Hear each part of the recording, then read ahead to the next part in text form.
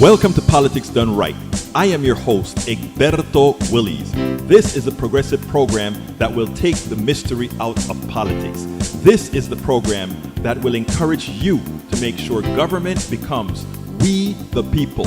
Whether you are liberal, progressive, conservative, or otherwise, you get to air your point of view. We are an independent media outlet that, unlike mainstream media beholden to corporations, we only owe allegiance to you. Remember, you can also send me a tweet at EGBERTOWILLIES. That is at Egberto Willies. Let us engage. It is Politics Done Right.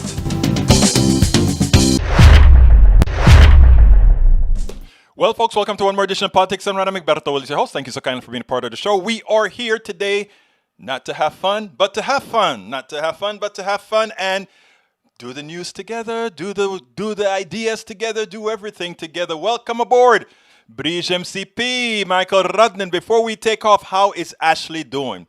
Ashley is improving. The one thing that is concerning us is the use of her left hand. Luckily, she's right-handed, but you need both hands for both things. And while her feet and everything on the left side works, however weak, her hands, she's going to be home for Christmas.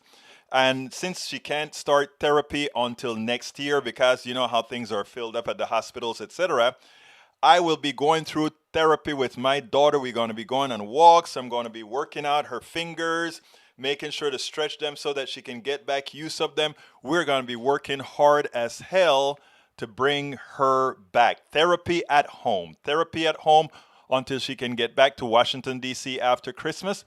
Now she's going to be covering her face up very well. She's going to be wearing the hoodie, the face shields and everything, because I told her, hey, since you have some issues with your hands, don't you think it's best for us to just come for mom, because only one of us would be able to travel, mom to go out there and be with you? And she said, no, I'm coming home. I have to get out of D.C. for a few weeks because she's been there for years now, and she came here last year as well. And she said, no, Dad, I understand COVID. I'm a med student. I know how to take care of myself. I'll be completely covered. I'm not going to change anything. And she convinced me. I said, okay, you win. So when we get here, we'll be working together and making sure all is good. Thank you so kindly for asking about my daughter. We are family. My posse. Look, guys, thank you very much for being here. Norman Reynolds, welcome aboard. Paul Fleming, welcome aboard. All of us are here today. The first subject I want to talk about today, let me go ahead and bring the page in, and then I'll go to the subject, because this one was suggested by Michael Rudnin, and it's something that I kind of knew about before, because long time in Texas it happened, right? But I wanted to bring it up with a particular narrative today where it comes to all the things that are going through our issues right now. So what I'm going to do is I'm going to go ahead and tell us what the show is going to be about, and then we're going to go ahead and get busy. Mark Smith, good evening all. Actually, it's pretty evening out there in I think you're in London or Scotland or one of those places. One of those countries, I mean, sorry. Well, Scotland and the UK, all one country. But I think, didn't Scotland just get sort of become I think the UK is becoming more republic, and I believe Scotland just got some more autonomy from the UK. Tell me if I'm hitting all those numbers right, Mark Smith. I think that's what it was. Yeah, you're in London. Okay, great. Anyhow, here is the subject for the day, my dear brothers and sisters. Title of the show is Trump robbing his supporters. No to Wall Street owning water, courtesy of Michael Rudnin. And Randy Fricke talks independent voter takeover. That's the interview that I told you guys yesterday that I had with this person who wrote a book about the independent voter. And so I wanted to talk to him and hear. I know, we spoke for a while, and I think you should enjoy that conversation as well. Scotland has its own parliament. No, yes, they do. Anyhow, let's go ahead and talk about Rudnin's subject. I need to bring that up real quick, like here. Where is it? I want to bring that up because he found this article that I thought was very important. A lot of people don't know or understand how the takeover begins, right? It usually happens very slowly. It happens very slowly. Welcome aboard, Hope Bleeker. How you doing today? Okay, here's the article that Rudnin sent. He said, water futures set to join likes of gold and oil and trade on Wall Street for first time ever. And then it says the CME Group is set to launch futures contracts tied to the spot price of water for the first time ever this week. The contracts will allow investors and farmers alike to bet on the future price of water. So what they're doing in effect is they're using the stock market. I call it all stock market, but they're using financial instruments to to price water based on supply and demand. Okay? That is what they're trying to do. But here's the kicker. We have been screwed by water so many times, right? We are surrounded by salt water. We have unlimited solar power. We have unlimited so many types of power that there is really not a shortage of water. But the reason why corporations and the media and all these guys are trying to put in your head that there's something special about water that is scarce. Remember, something is only priced high in a capitalist society if it has a shortage. Because what happens is you have more people fighting over it, and that way the cost goes up. But we are not only surrounded by ocean, more than 3/4 of the world is water, but we have water underground, we have water in the skies, we have water all over the place. So in effect, instead of making water some sort of a financial instrument, our government made water what it is, a right to all humanity. We will never ever talk about having to price water and have limited water. Let's give some examples. Right now we have places like Arizona that's desert, and Nevada that's desert, and all these places, right? And they talk about they dam up the Colorado River, and that river is actually shrinking, right? Because the ice packs and all these areas that fill Lake Powell and Lake Mead and all these things on the Colorado River, they are not as packed because of global warming, but that has not changed the amount of water in the world. So technically speaking, let's have a technical conversation here on socialization and economics. Technically speaking, we don't have to talk about let's go ahead and move Phoenix because it's in a desert. Let's go ahead and move Las Vegas because all the water that we're getting is coming from the ice packs that are going away, etc. Right? We don't have to do any of that. We have enough water and enough energy that if we want to keep those places there, which I think we would, because there are good growing conditions in Arizona and in Nevada and several areas in the plateaus, etc. We want to keep that. We can have, with high unemployment that we've got, with a lot of people wanting to cross into the country, with our baby boomers that are getting too old, what we can always do is start building tunnels and canals that don't affect the environment, right? And take water to those places that we want to have water. We can do that. We can desalinate water in the Gulf. We can desalinate water in the Pacific. We can desalinate water in the Atlantic. And then, of course, we have the Great Lakes, but we don't really want to touch the pristine Great Lakes. They've become pristine again. But there's an abundance of water that is begging for public input, for us to invest in it. And it's not large. These are not large investment. Building these canals over time is not huge investments, right? Let's give an example. The parts of growing California is closer to the ocean than is Phoenix, but they both depend, let's say, on the Colorado River, right? So give most of the water to Colorado and go ahead and use the desalination plants in the beginning from on the coast. There is so much that we can do, but you know why we don't do it? Because that article that Michael Rudnin just sent me, These guys see a way that they can use water and turn it into yet one other financial instrument. In other words, if we try to say we're going to build canals, we're going to build tunnels where canals would affect the environment. We're going to build these things, which gives us jobs, gives us water, and gives us more control of our territory, right? Instead of doing that, we allow the markets to work. The capital markets work. And the capital markets only work if there is scarcity. And that's what they've been doing. They've been doing this with water for a long time. They've been allowing the water to be polluted. They don't care if the water is polluted. And you have to understand that it is in the capitalist best interest to have water pollution. Because if you have water pollution, if you have shortages of water that can be drunk, water that you can use to wash, water that you can use to plant your crop, it then becomes a financial instrument and something of value to sell. So Nigeria, a fairly poor country for most, instead of building desalination plants, instead of building potable water plants, they have all the French companies and the Nestle's and all these other guys coming in with bottled water, giving them water in plastic containers that then pollute their environment, which then creates more bad water, bad fish, and all these things.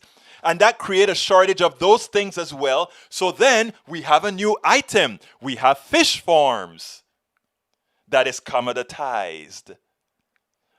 If people don't understand how the capitalist system, this is by design, must destroy the environment to create scarcities so that they can have pricing power. Water, even though we have a lot of water, we can have it pricing by having a lot of water you can't drink, by having a lot of water you can't use. We have to understand these topics because you don't hear it on TV. Nobody's going to come out on TV and say, oh, the structure of capitalism depends on pollution. It depends on...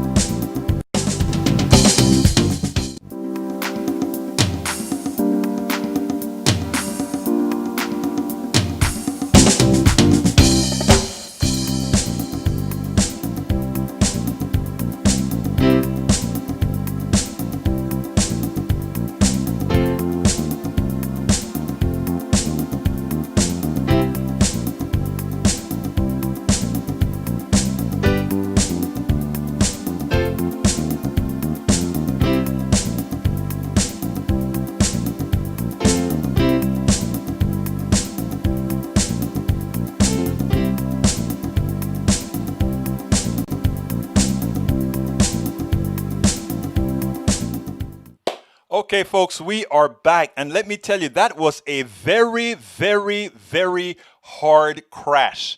And when I say a hard crash, that's what I mean. I mean, it seized the entire... We have 3 screens here. All of them were seized. I was wondering if the masters of capitalism decided to say, Berto, what you just said about water is a danger to the rest of our system. But you know what? These are things that we have to understand, right? The scarcity nature of things, we have to understand that. So let me kind of give a little pause here. Let's get more people to those of us who kind of lost it to rejoin. Because folks, this is a subject that we have to cover, and it's a subject that we have to cover well. So folks, welcome back to Politics Done Right. Let me see. I think we're all I think I got most of it back right now. I think I've got Paul Fleming. Paul, did you send a lightning strike to really hit Politics Done Right? Is that what happened, my brother? Is that what happened? I don't know. Bridge, YouTube, okay. Yeah, it's actually kept the same YouTube. Let's all go. All right, let's get busy. So for those of you who are talking about the about water now, so as I was mentioning about water before, we have to start looking at things from several different levels of indirection, right? Because what happens is they make things look like things are the way they should be, right? And that is what we have to get around. But anyhow, let's go ahead and but beforehand, I want to tie making water scarce is a way to increase its value, even though it's not really scarce. It was just like how we had reached peak oil long time ago, and that's the reason why oil prices are high. And suddenly we get a pandemic, or we get these different shocks, and you see how quickly the price of oil goes down. Look, it's all about price and power, and I played that video that I did on price and power with you guys before. It's all about price and power and how these guys create scarcities for price and power. Wars create scarcities. Pollution creates scarcities.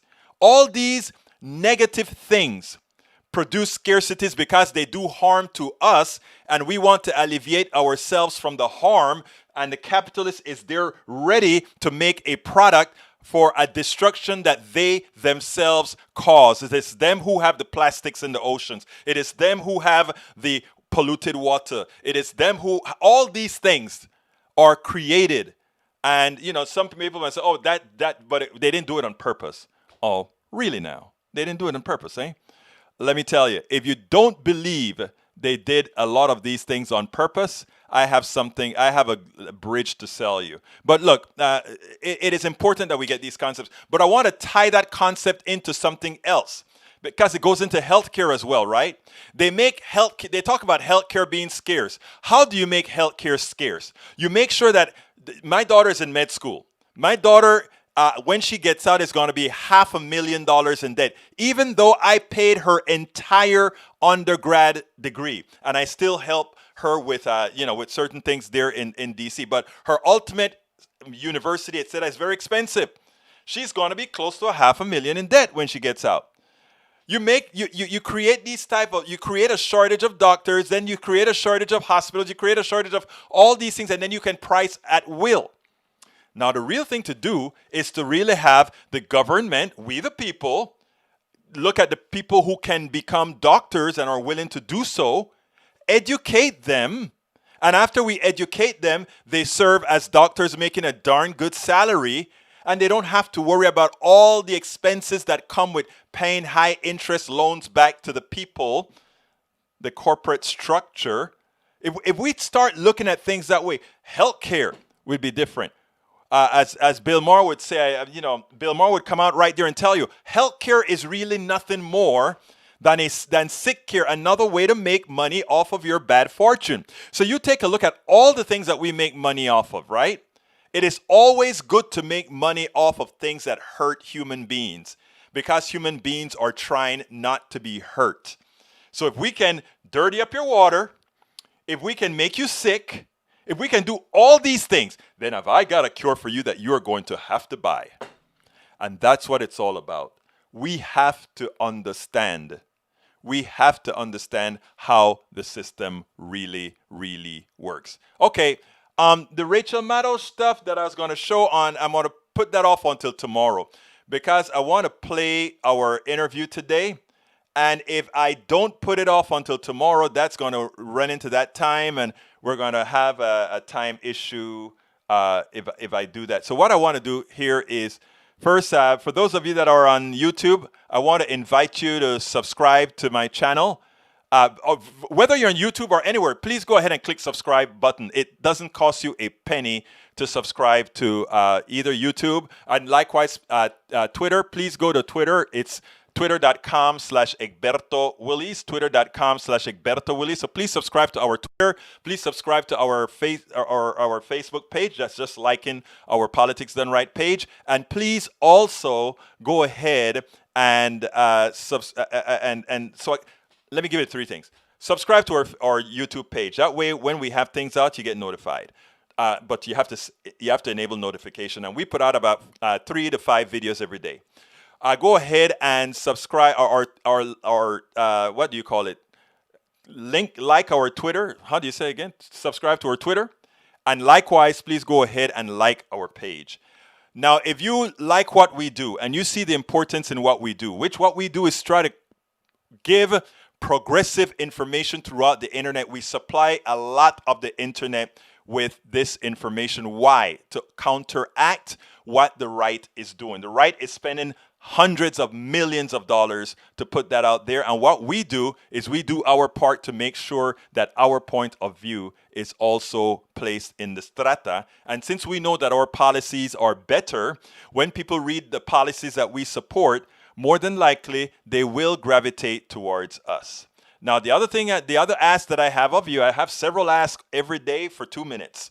The other ask that I have for you, so please consider getting my book. It's worth it. How to Talk to Your Right-Wing Relatives, Friends, and Neighbors. The book has good reviews, and I have other books that I have at Amazon as well. As I See It, Class Warfare, the Only Resort to Right-Wing Doom. And if you want to take out the middleman, if you don't want to support the middleman, you can go directly to our store and go to politicsdoneright.com/store. That is politicsdoneright.com/store. You can join YouTube. If you're on YouTube right now, just click the join button, please, and support us. That way, we can continue doing what we do. Populate the internet. Write our articles that we write all over the internet to make sure our point of view gets across. If you're not on YouTube right now and can't join, that's the link right there, politicsdoneright.com/YouTube, politicsdoneright.com/YouTube. Click on that. You can join as well. And, of course, we take support via Patreon. That is politicsdoneright.com/Patreon, Patreon, politicsdoneright.com/Patreon, as well as PayPal.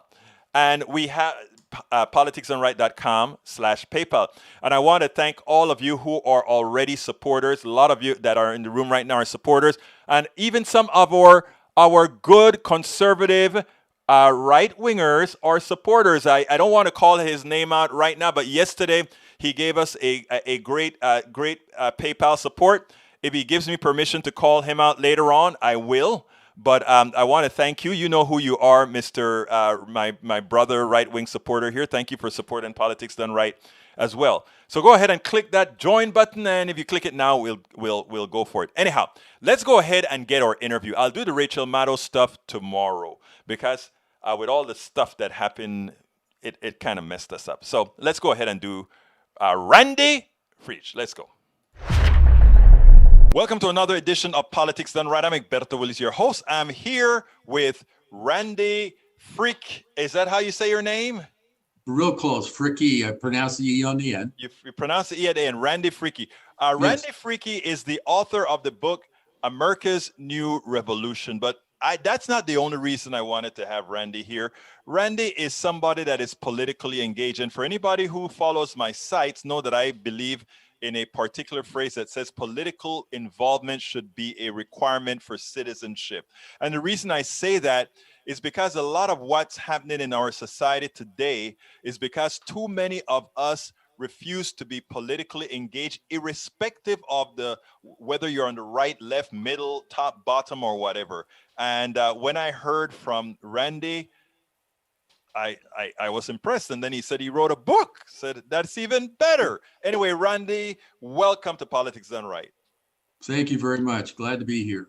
Well, look, tell me first of all, tell me in a couple minutes a little bit about yourself. Okay. Well, I've been involved in Colorado politics for many years.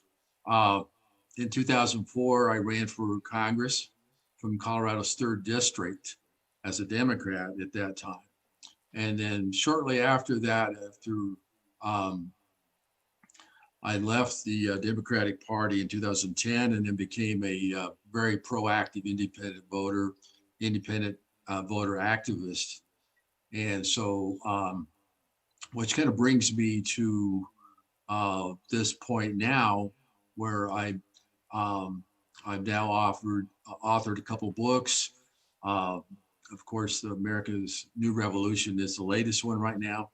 So yes, I've been very active in politics, at the state level here in Colorado, as well as nationally. Now I So understand. Let me interrupt for one quick second because there's something that I think you let slip by when you spoke to me, and I think you said that, hey, I was talking about that in that way of voting before it became vogue. Tell us a little bit about that. okay, I think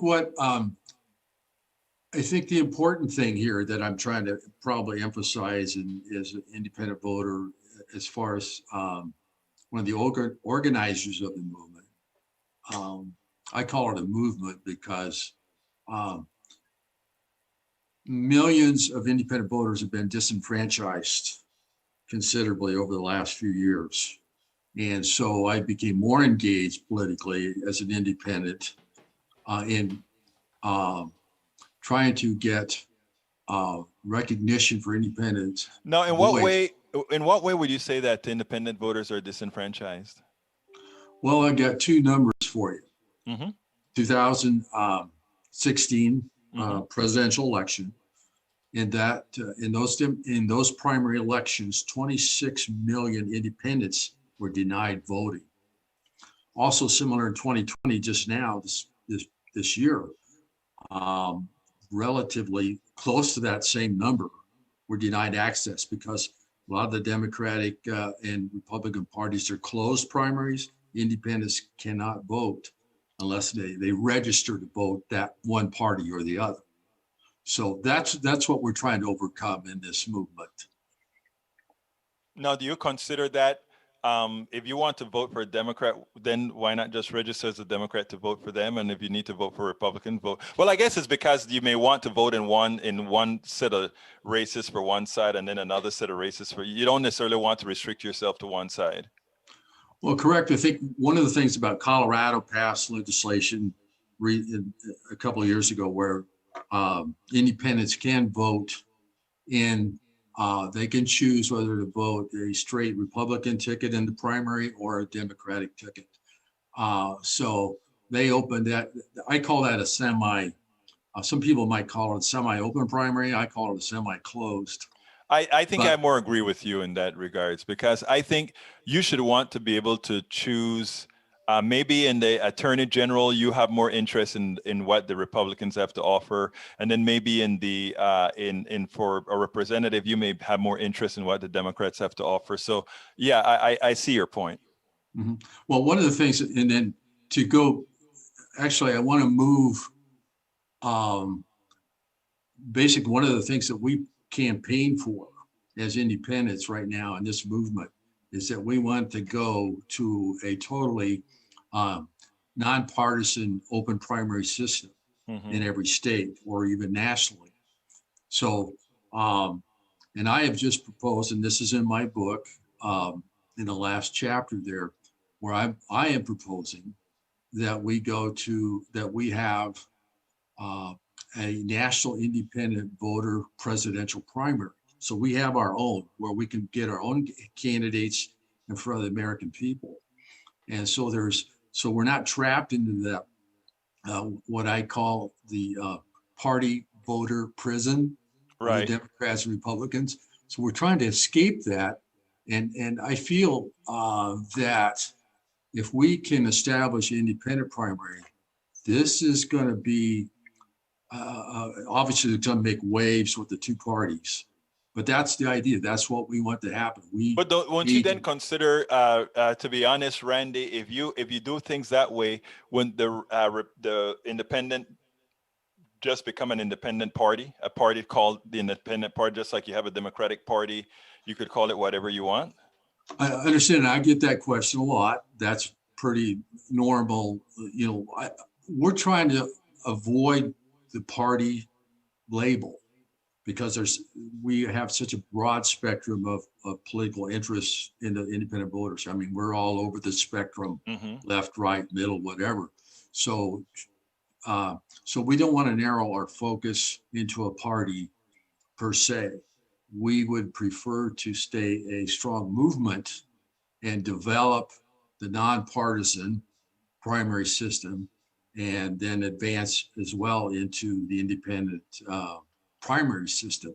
So that's kind of this is what I do. This is what I'm really excited about, and making moves towards that goal in 2022 and 2024.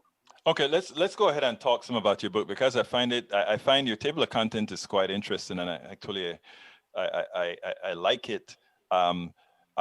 What's the state of our union? Yeah, the state of our union. Yeah, it's not good.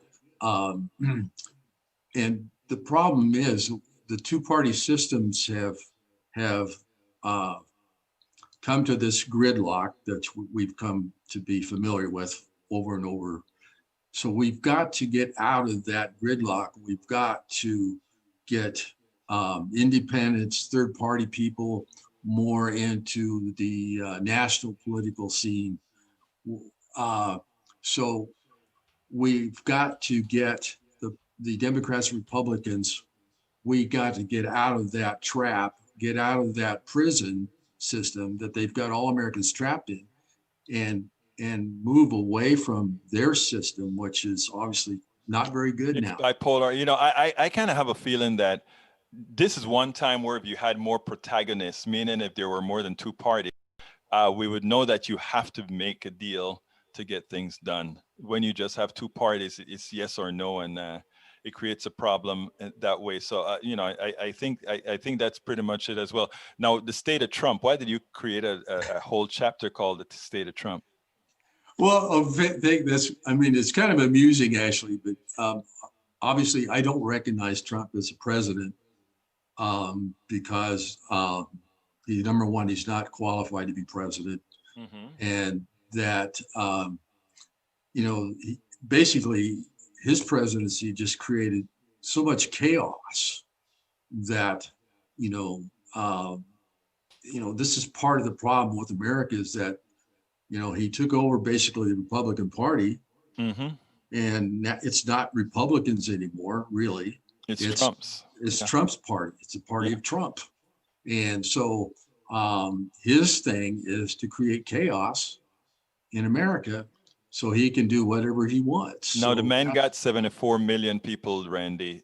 Tell me something. Are those 74 million people Trump people, or are those 74 million people just a small fraction, really, or just Republicans that have to vote Republican in their minds?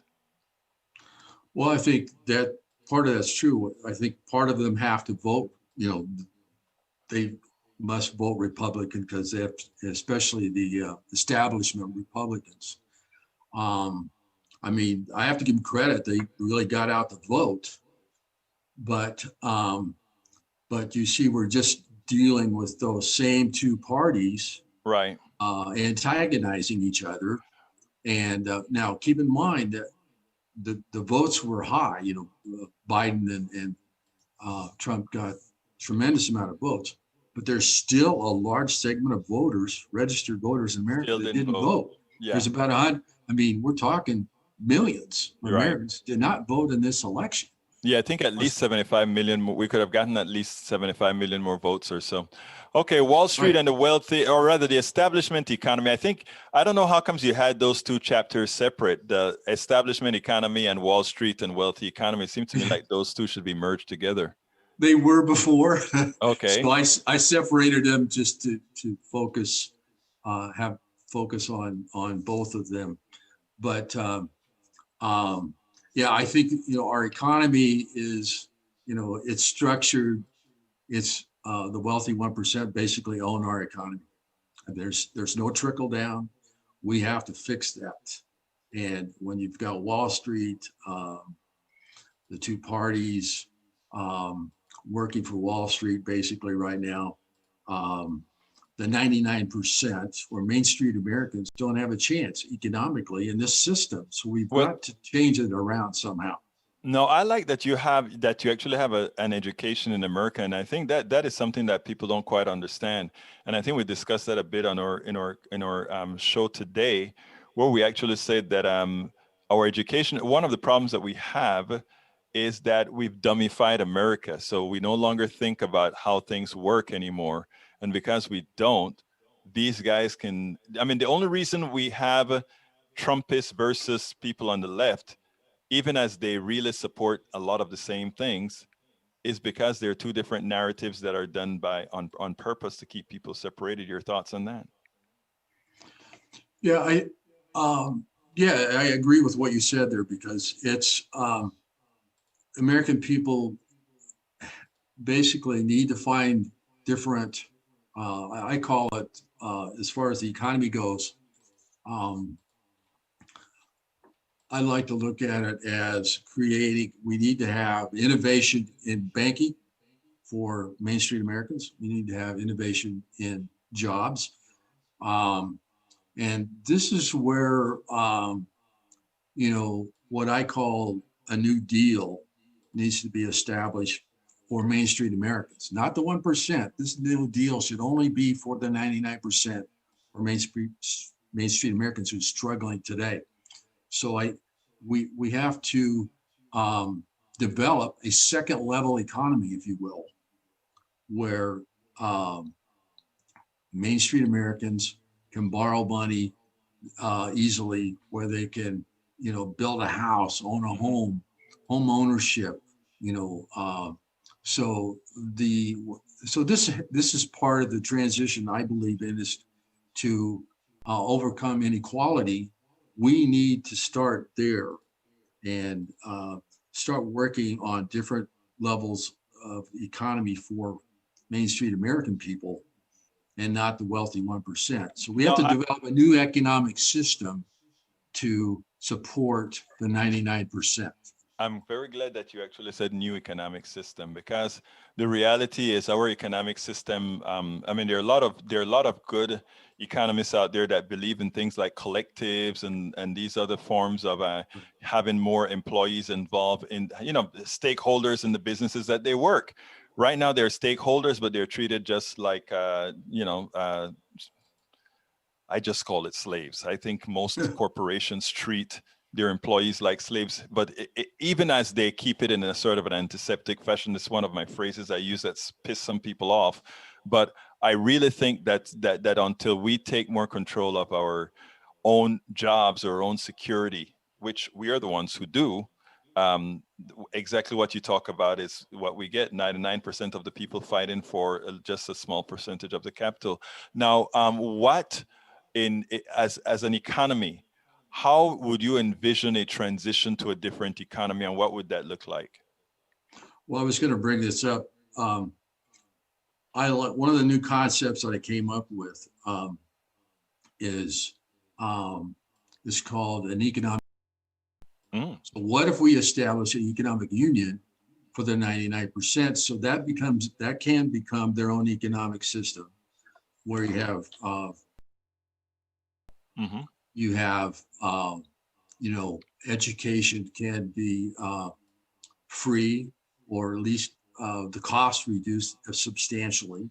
And these are some of the things I point out in my book. Yeah, I see the chapters, including the Bernie Sanders chapters that I imagine discuss a lot of that. Yes, right. And then, all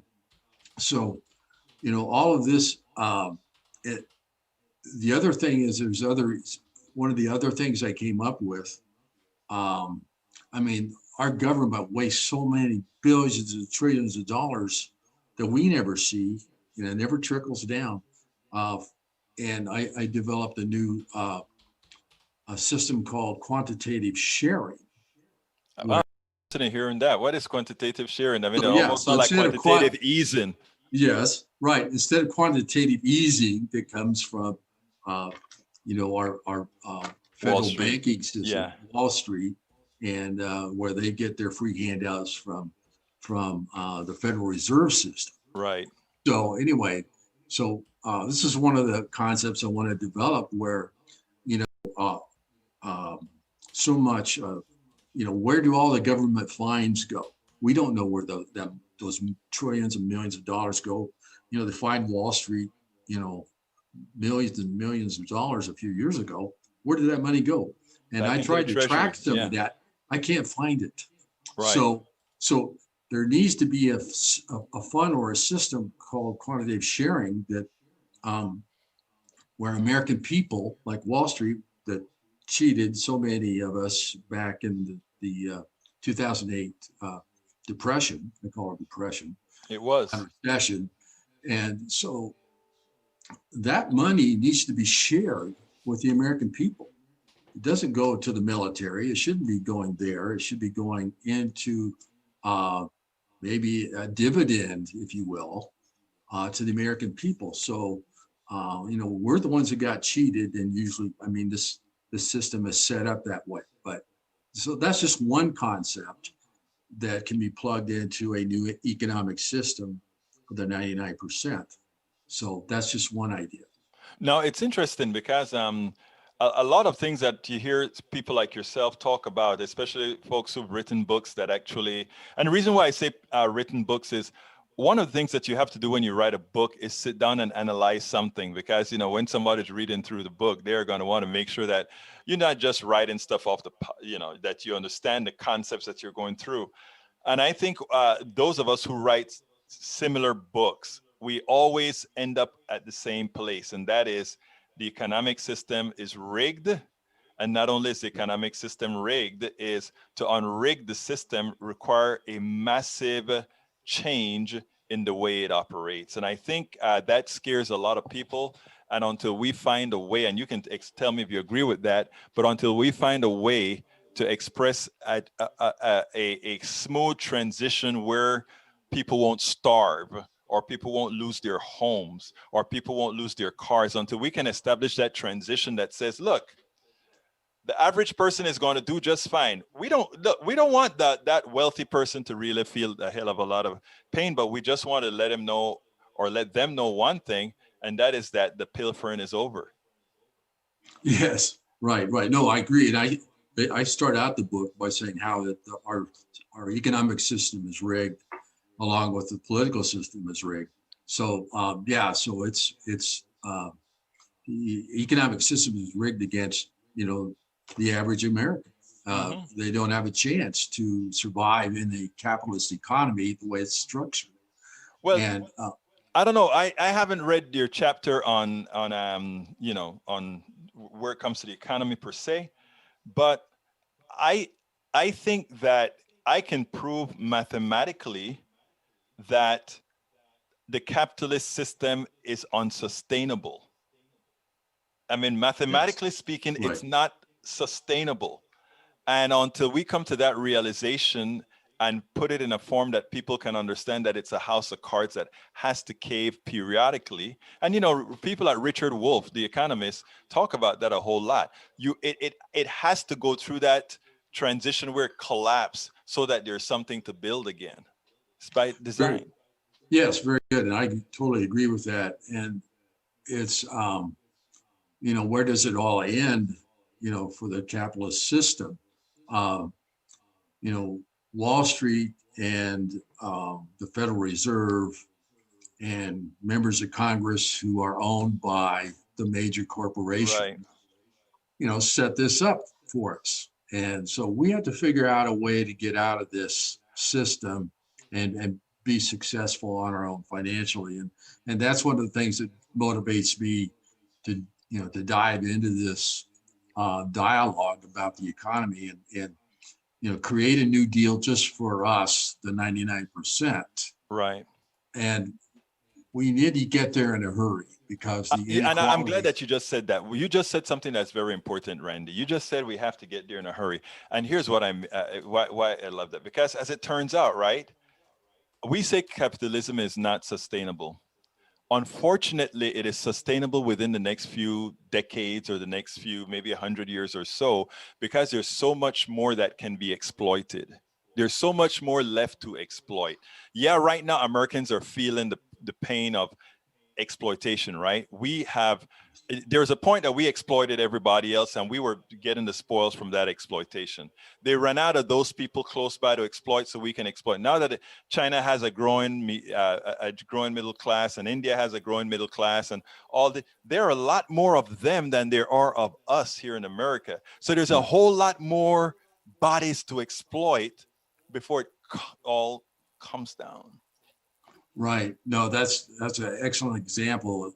Um, and I think one of the things that is coming, as you well know, the climate change is going to change a lot of this. Mm-hmm. It's going to change it needs to change, our economic system needs to change, adapt to a climate change. And of course, our national leaders are not real excited about the new Green Deal. They're really working against that in Congress. It gets a lot of lip service, but we need to see some real action on that. And I don't know whether we're going to get that with President-elect Biden or not. No. I'm not seeing that yet.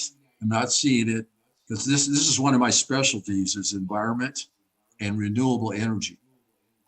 So these are one of my areas of expertise, more than probably the economic system. But these are my two areas I like to focus on probably the most, because I like Bernie Sanders.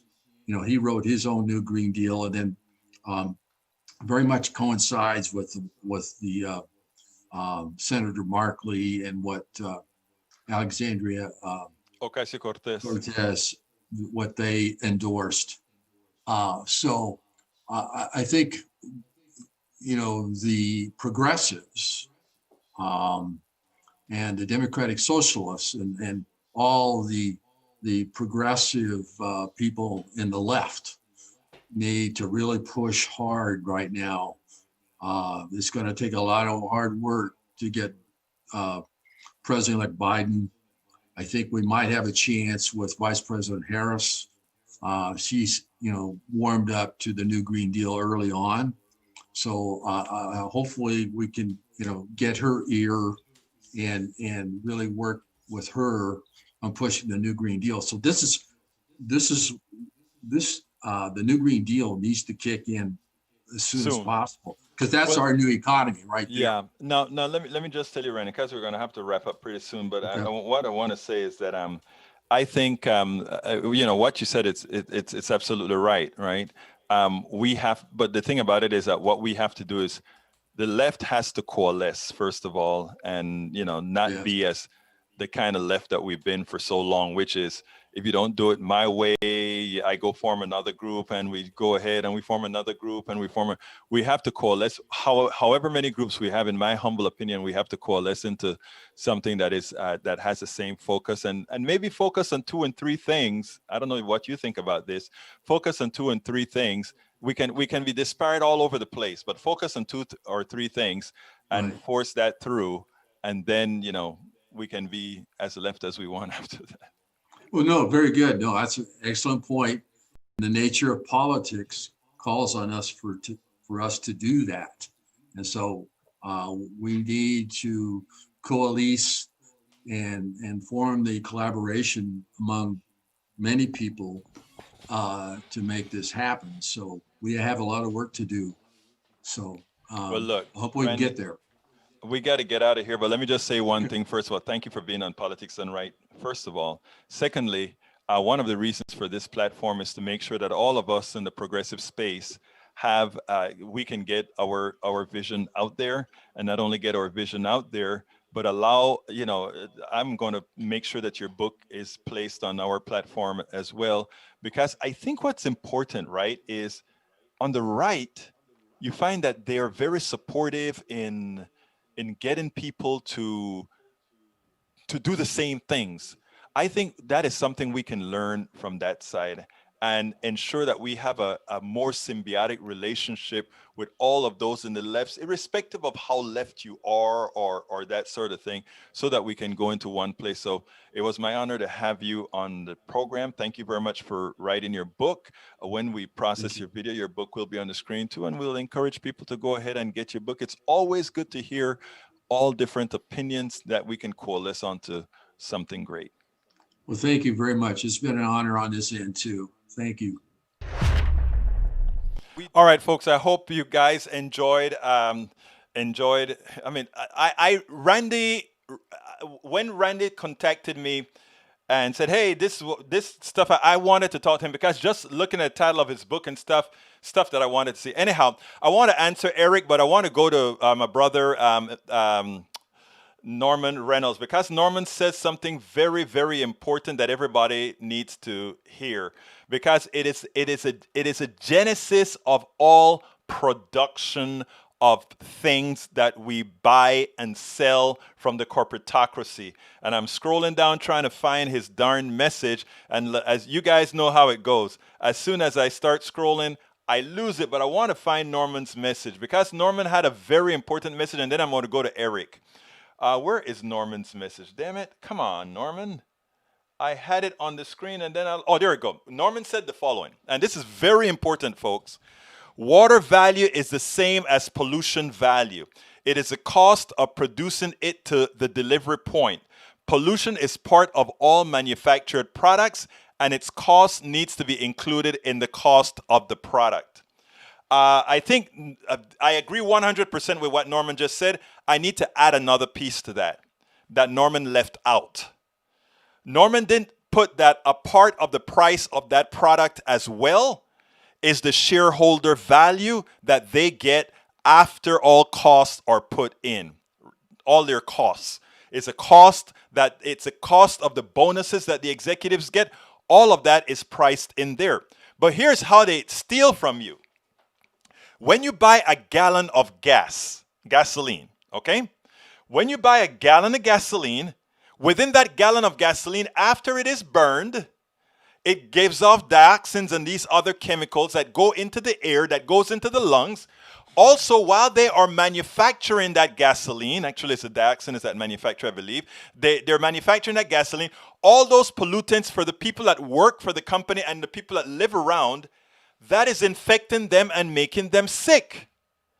The producer of that gasoline is not responsible for the ills that product creates.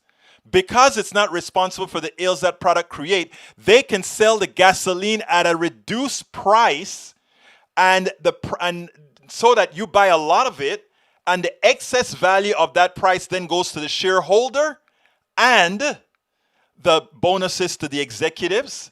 And of course, a few pennies go to the salaries of people. What's wrong there? Because in effect, that is a transfer of wealth as well. Because the person who gets sick, because of the product the oil company creates, have to buy their own insurance or pay for their own hospitalization. And that cost is not within the cost of that gasoline. So that person is making the profit off of that gasoline. You get sick because that is a byproduct of creating the gasoline, right? And then the same shareholders who own the oil companies also own the labs that create the drugs that heal you and the hospitals where you go to get your stuff. It's a cycle that simply moves money upwards to those who have capital. And that's where we say it's a corrupt system, it's a complete system that is destructive on the average American or the average human being. That is what we have to understand. And when we understand those things, we stop believing the stuff about, oh, you're taxing them too much. No, you need to tax their value so that you can clean up the mess that they made, because they have not cleaned it up themselves. It's not something like, oh, you're being bad to them. You are just taking the money from them to clean up the mess they created.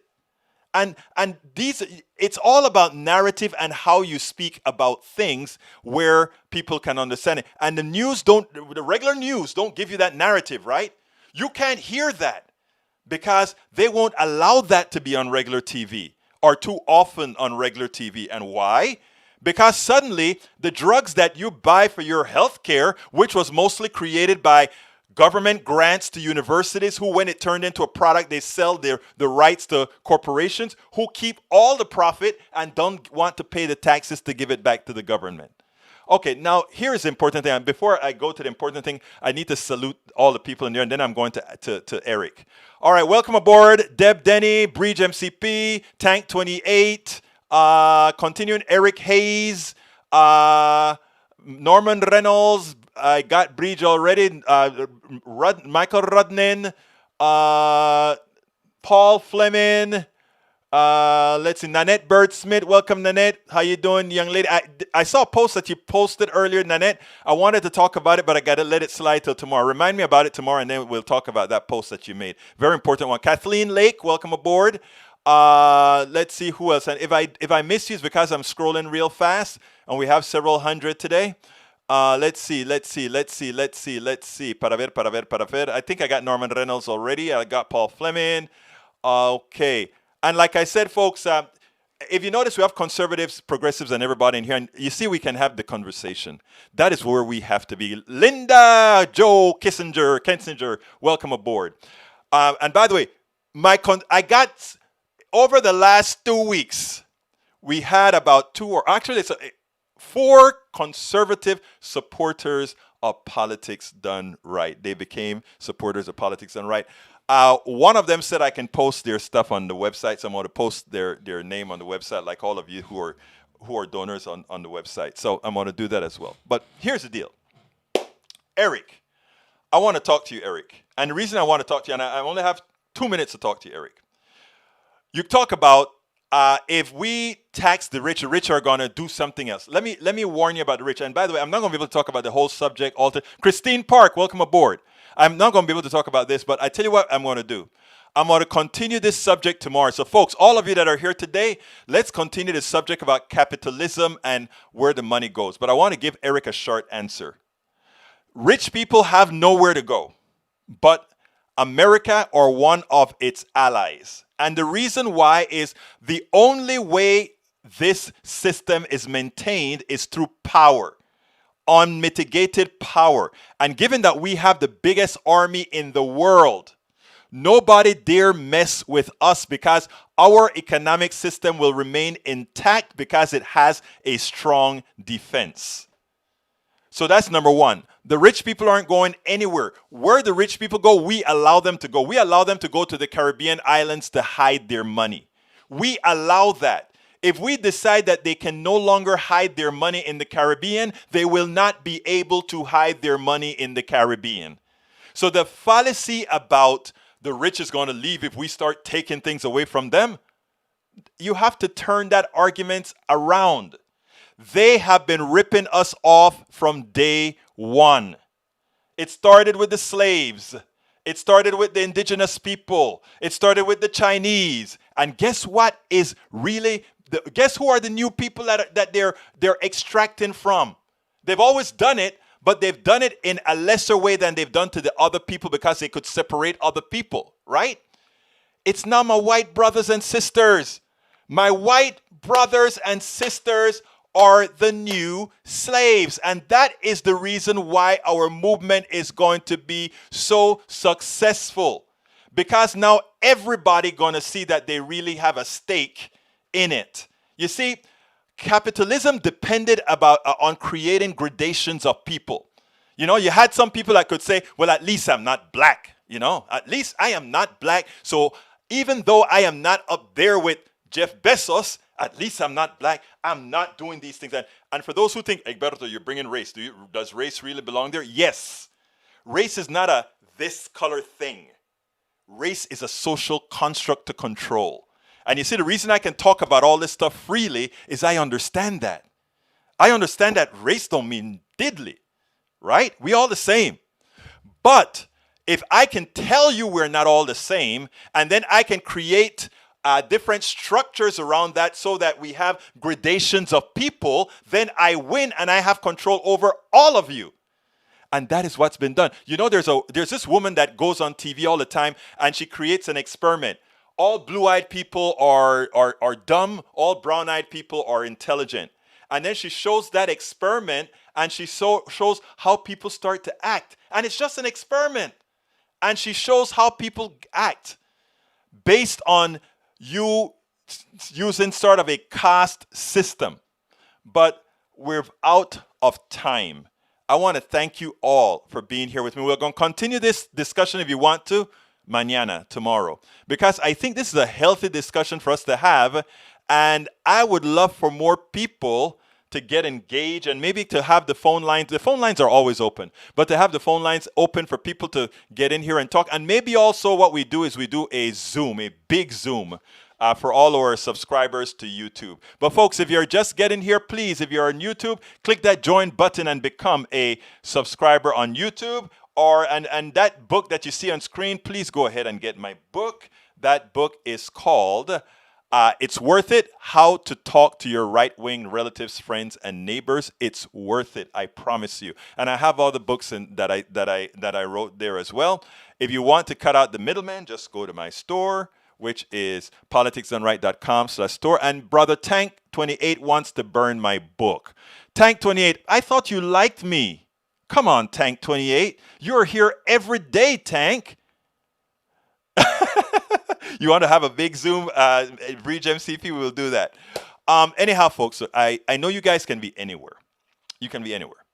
So I want to thank you so kindly for being here and spending the time with me. I want to also ask you to please always remember to share these programs, because if we are to enlighten everybody and we are to get enlightened together, that is the kind of stuff that we got to do. We got to be our own mouthpiece. We got to be our own spheres of influence to expand these spheres of influence. So thank you so kindly. My name is Egberto Willies, and you know how I get out of this, baby. I am what? Out!